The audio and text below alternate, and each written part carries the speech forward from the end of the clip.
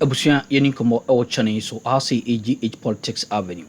Onia podcast or say trend me ko sibeki headlines na jemre na yidi bi exomwo na yanko political highways nim na we breaking news ya jemra onia yetu bi apete eye wabobo ano. Na channel swam say on the 13th of May na Ghanaian member of parliament Kwame Owusu Frimpong yedi teni no ewo Amsterdam onuya ekoye bedwasrede ewo Ghana hasia na enye asem koto akra na ukọ bebia Oksuma Asante Achen North constituency hode enye maburu no etigu abonten so a na omu wo kire kisia na enya asem koto akra ka kire aban ne se omunhwe na atamtini ne bia esefata omu MP no omu enhwe na nsa anye de enka na eje ko eje bo we breaking and e bi exum say nyambo a echina papa yi betimi akwakopiemu obetimi akopiemu ewo US court na eho ene ebehwe charges ahodo a nti a omugina so a omari eche papa no na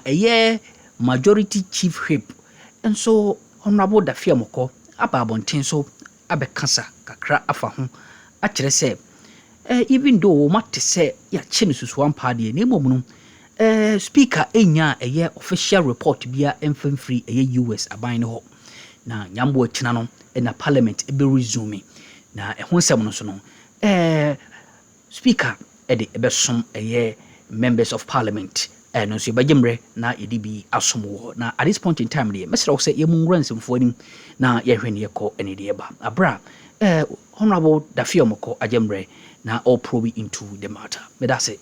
AGH Politics Avenue. For it. Right. So that is where we are. Okay. Let's stay a while in Parliament. We know that one of your colleagues was arrested in the Netherlands just last week. You say that you were the first person he contacted. Is that Ivan? No, this is Kenneth. Ken. Yes. Okay. You are beginning to sound like Evan. Anyway, so you say that you were the first MP that he contacted. We understand that he's scheduled to reappear in court on Thursday. What more do we know? Do you have any more details about his well-being and his court appearance for tomorrow? I don't know. I'm not aware that he's appearing in court tomorrow. I don't know. Okay. But it's not a reappearance. The preliminary hearings regarding whether or not the Dutch government should extradite him to the US will comment. And so documents have been prepared to aid the defense of that. If that is happening tomorrow, you are now telling me I am not aware. I'm in constant touch with people from Hague. But if you are picked up intelligence that is happening tomorrow, that is fine. So if according to you it's happening tomorrow, then it means that the preliminary hearing may start tomorrow. But we think that he has enough good case to be able to make. You see, the threshold for making that determination is pretty high. I'm told in Holland, that is the Dutch government. That it's lower in England, but it's pretty high in Holland. Okay. And so if you don't tick certain boxes among the checklist, then the extradition may not happen. We think that we are working enough to be able to forcefully resist the extradition process. But let's see how it goes tomorrow, because tomorrow may not be the final day for the hearing. Okay. But let me use your medium to urge every Ghanaian that this process, this extradition process, has been visited or even president, sitting heads of sovereign states, General Pinochet, president of Chile. He was traveling through London. He was stopped, arrested, He had to go all the way to the House of Lords in England for eventually to seek his freedom. So it's happened to other high-ranking officers of other nations. And we shouldn't go on social media and wish our brother well. I think that everybody should pray for him so that we can advance good reasons why he should be returned home to join us. If the American government has any issue with him, they have a consulate here. We relate with them well. They should come and let's engage. If the grounds are such that the other processes will be triggered. Right. Mr. Tafiamekpo, others are also arguing that this is a huge embarrassment for Ghana as a sovereign country for one of our legislators to be arrested in another sovereign state. When I spoke to you earlier when he was arrested, you did indicate that Parliament was not even informed of this ahead of time. As a House, when you reconvene, what steps would you take on this to ensure that he's not extradited to the United States, as many are suspecting? Now, Parliament is only an organ of state. Okay. So the meaning is that we are a component of the composite government. So Parliament on its own cannot flex its muscles. It's only the government or the state or state that can resist this extradition. Now, that having been said, I intend to make a major statement on the floor tomorrow when we resume in respect of, in fact, two things.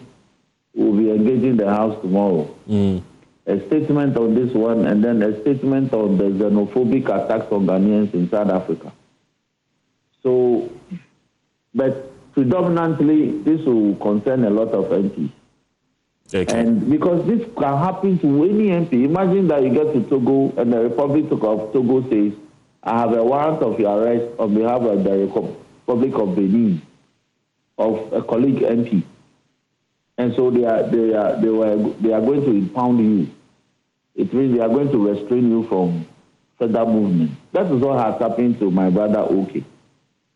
And this warrant was issued on 26th of April, so 3 weeks old. And as we speak, Parliament has still not been formally informed, either by the American embassy here or the American government or government. And I can bet you that even the government as government of the state, there's no official communication. If there were any official communication, I believe the Parliament Speaker would have been copied or would have been informed that we have received this notification from the government of the United States of America. So people are creating this sort of arrest with the corporal from Ashama police station who will go and arrest somebody and say, I'm placing you under arrest, and so you are under arrest because of ABCD. No. Right. It's arrest and there is an arrest. Is that not a disrespect to us as a country? Because even here at Joy News, we also wrote letters and emails to the Department of Justice in the United States. They replied simply, no comment. And now you're confirming to us that even the government has not been informed. And I'm happy that this is you are making this public. So when I said that OK was simply arrested, restrained, and taken away and placed in custody, and he was only told that we are arresting you because there's a warrant issued by the U.S. for arrest. As for the reasons, we don't know. That government, we don't know. People thought that I was concealing facts and I knew. I didn't know, and he doesn't know. Perhaps it is tomorrow, like you are suggesting, if the hearing is truly tomorrow, it is at tomorrow that he may be told why he's being impounded and why the preliminary hearing is taking place. So this is a gang-ho tactics. I've told you that a sitting sovereign had been arrested that way. He had to go all the way from the High Court to the Court of Appeal to the Supreme Court. So if you Google Pinochet 1, Pinochet 2, Pinochet 3, it will give you some basis. Julian Assange, the owner of WikiLeaks, when he was releasing information that was hurting the U.S., they issued a warrant for his arrest. When they tried to arrest him, he moved into a neighboring embassy. That's a consulate. In London. In London. He remained there for 6 years. Okay. For 6 years. Right. Let's talk about... So the things may seem simplistic, but they are not simple. Okay. Let's talk about another... This is a very complex... I told you that I've done extradition here before. Ghana arrested Blake Guje in 2012, and because it was based on a request by the Ivorian government to extradite him because he was an opposition leader. We went to court for 2 months. Eventually, he was extradited, but it took an elaborate process for that to happen. Indeed. So we are praying that they should allow the legal processes to be initiated, and let's see how it benefits our brother. Everybody should pray for him.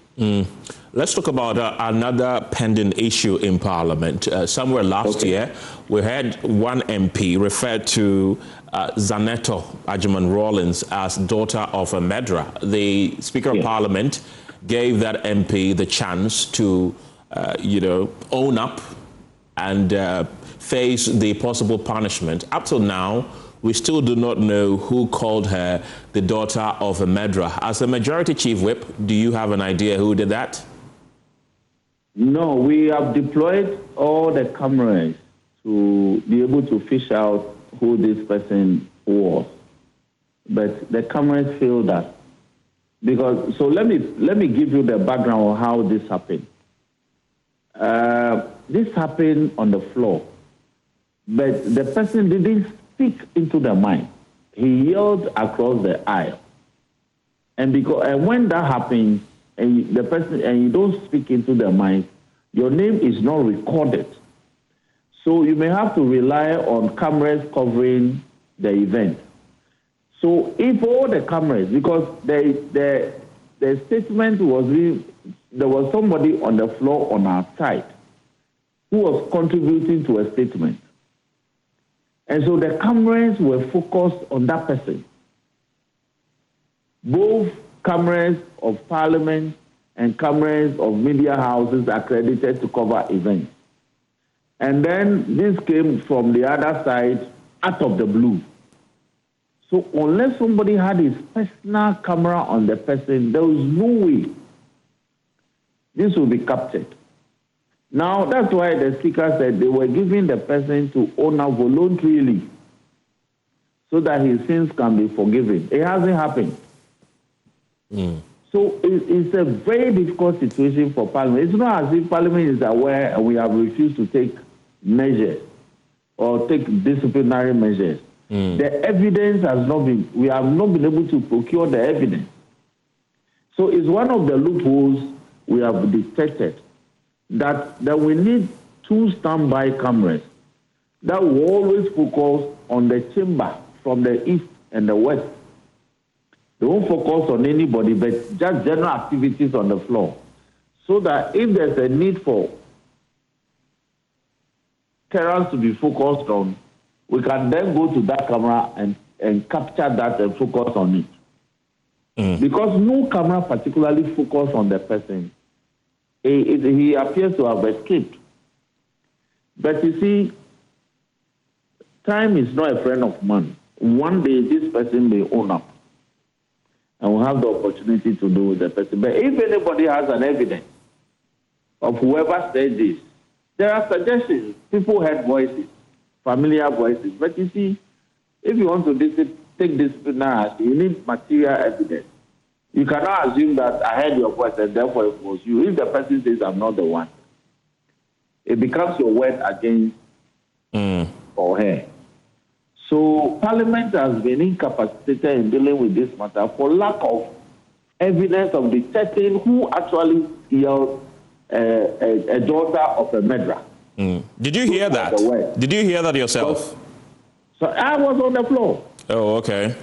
I was on the floor. I gave the floor. I indicated who was to speak next.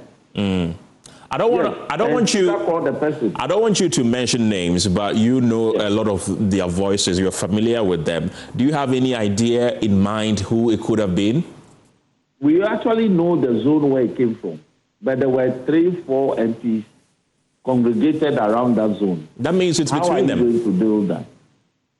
Because technically it came from the minority side. It came from the third row. And we know the MPs who were congregated around that area of the third row. Who were they? Who were they? Yeah. I don't want to mention anybody's name and the person will be offended because I cannot zoom in, I cannot zero in, because once you speculate, it means you may be defaming the person. But we have the video of how many of them were standing there before the words were uttered.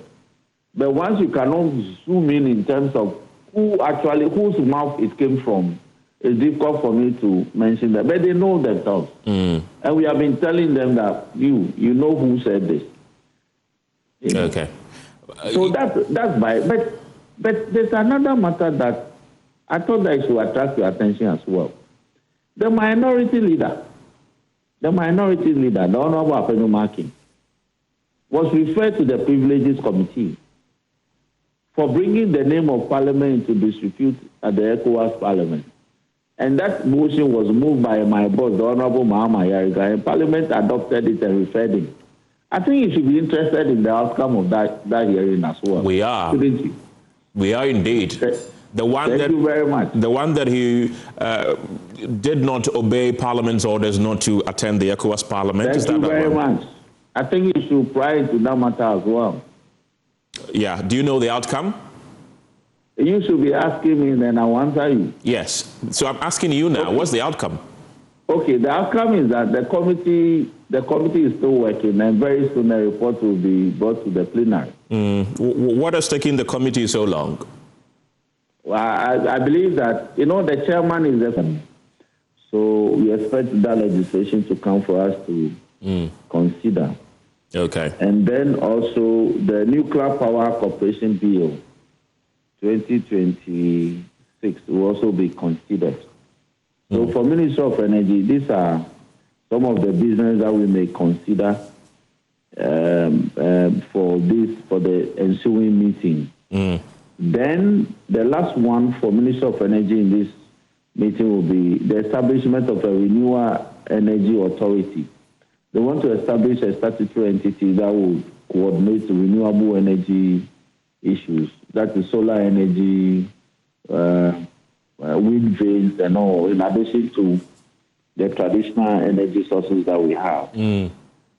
Right. Then the Minister of Interior, such a major ministry, will be, they have the Community Service Bill. The Community Service Bill is a legislation that is to help to decongest our prison. I'm sure it's been a major concern from. We ain't some who team course so our channel so Mamma was so yemre ewa, that's an so bad in the Dumbi, Edumia. Aha, AGH Politics Avenue, Ebesan Asia.